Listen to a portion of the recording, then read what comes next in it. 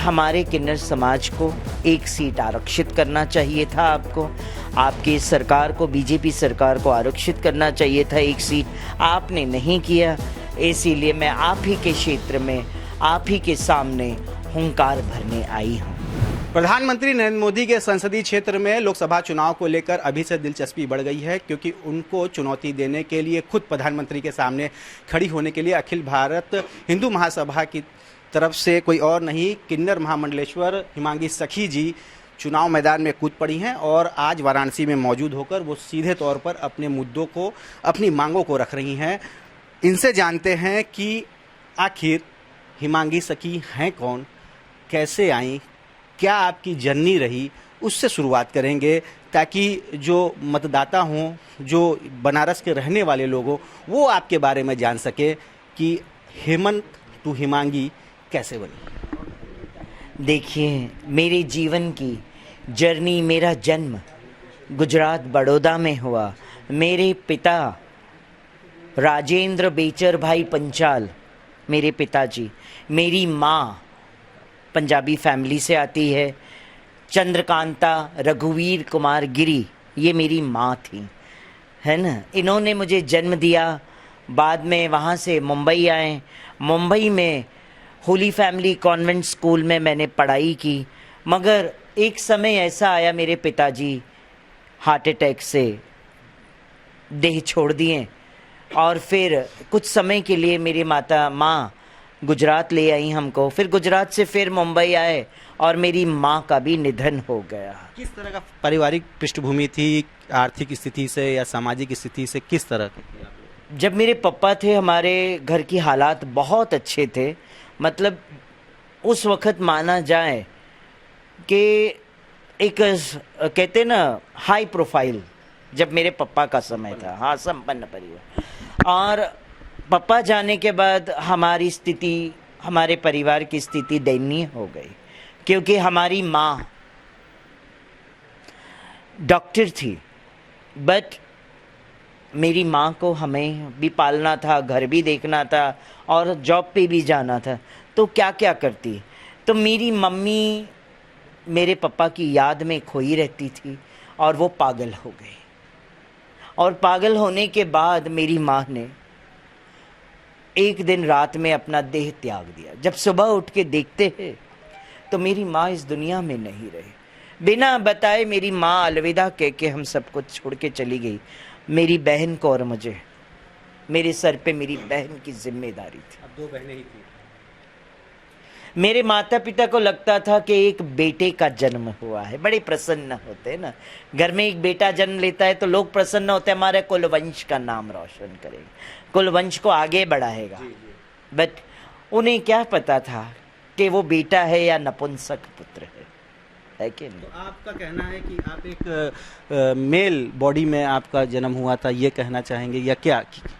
मैं mail body भी अपने आप को नहीं कह सकती हूँ, क्या कहूँगी, मेल कहूँ अपने आप को तो कहते हैं ना पुरुषों के ऊपर वो गलत प्रभाव पड़ेगा। मेल बॉडी नहीं कह सकती है, मेल बॉडी आपको कह सकते। हमारा जन्म ऐसा लगता है लोगों को कि मेल बॉडी में है। तो हेमंत तक का सफ़र आपने तो किया। हेमंत मेरे माता पिता ने नाम दिया था, बट जब मेरे माता पिता एक्सपायर्ड हो गए, मेरी बहन की शादी मैंने करवाई, उसे ससुराल भेजा, घर द्वार बेच के मैंने मेरी बहन की शादी करवाई थी। और ससुराल भेजने के बाद मेरे बचपन से ही मेरे मन में सिर्फ कृष्ण के बारे में ही हमेशा नाम सुमिरन होता था। मैं हमेशा गाती रहती, मैं तो कहती थी, ऐरी मैं तो प्रेम दीवानी, ऐरी मैं तो प्रेम दीवानी, मेरो दर्द न जाने को, मेरो दर्द न जाने को, जाने तो जाने मारो गिरधर गोपाल, दूसरों न कोई। मैं यही गाती थी। और एजुकेशन आपने कहाँ तक ली? जैसा बता रहे कि जब आप स्कूल में थी तो पिताजी का स्वर्गवास हो गया। जी, मैं ज़्यादा पढ़ी नहीं हूँ, मुझे अभी तो याद भी नहीं, मगर हाँ 5th 6th स्टैंडर्ड तक मैं पढ़ी हूँ। गुजरात से मुंबई आना हुआ, कुछ फिल्मों में भी आपने आजमाया होगा। मुंबई में मेरे पिताजी फिल्म इंडस्ट्री में डिस्ट्रीब्यूटर रह चुके थे, विश्वकर्मा ओवरसीज फिल्म कंपनी के प्रोप्राइटर थे, तो इसी वजह से फिल्म इंडस्ट्री में हमारी पकड़ थी। और जैसे जैसे जो प्रोजेक्ट मिले, अपना कहते हैं ना पेट पालने के लिए, तो मैंने कभी आज तक सड़कों पे और सिग्नल पे रह के मैंने कभी भीख नहीं मांगी किसी से। हमारे इतना अच्छा मतलब हमारे परिवार में था कि मैं फिल्म इंडस्ट्री में काम करके अपना भरण पोषण करती थी।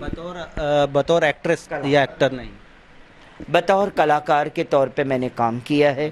शबनम मौसी फिल्म मैंने की आशुतोष राणा के साथ बहुत टाइम पहले, डाउनटाउन मूवी की, फिर उसके बाद मैंने और भी कई सारी मूवीज़ की, फिर ज़िंदगी लाइव टॉक शो पे भी मैं आई हूँ। टॉलीवुड मूवी मैंने की साउथ इंडिया में, बम बम कादू थर्ड मैन, जो ट्रांसजेंडर्स के ऊपर ही आधारित वो मूवी थी। ऐसे स्पिरिचुअलिटी की तरफ आपका कैसे आकर्षण हुआ? तो उसके बाद स्पिरिचुअलिटी तो मेरे बचपन से ही मेरे अंदर था, तो मैंने मुंबई छोड़ ब्रजभूमि वृंदावन को अपनाया और वृंदावन में रह के मैंने शास्त्रों का अध्ययन किया। मेरे गुरु ने शास्त्रों का अध्ययन करवाया, कहे आप शास्त्रों का अध्ययन करिए, आगे जब आपको शास्त्रों का ही गान करना है।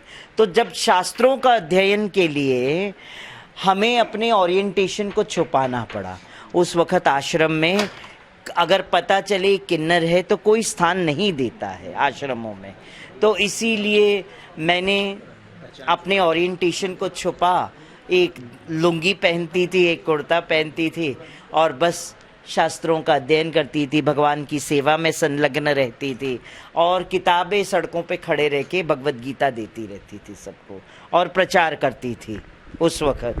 उसके बाद मेरी गुरु की आज्ञा हुई कि आपका अभी कार्य पूर्ण हो चुका है और मुझे कुछ डाउट लगता है आपको, तो आप कुछ बताएं। तो मैं क्या करती थी, जब मैं बहुत संलग्न हो जाती थी तो मैं नृत्य करने लगती थी कृष्ण के सामने प्रांगण के अंदर।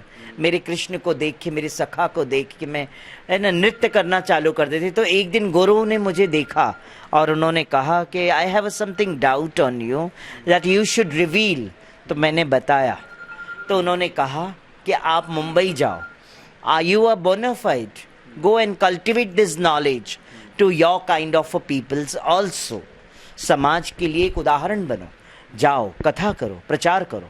और तब से मैं वापस मुंबई आके प्रचार प्रसार में संलग्न हो गई। 5 भाषाओं में आप भगवत कथा कहती हैं? जी जी, गुजराती, हिंदी, पंजाबी और साथ में इंग्लिश में भी। जी, तो गुजराती मेरे पापा का टंग है, मदर टंग पंजाबी है, तो स्वाभाविक है ये दोनों लैंग्वेज मुझे आना ही आना है।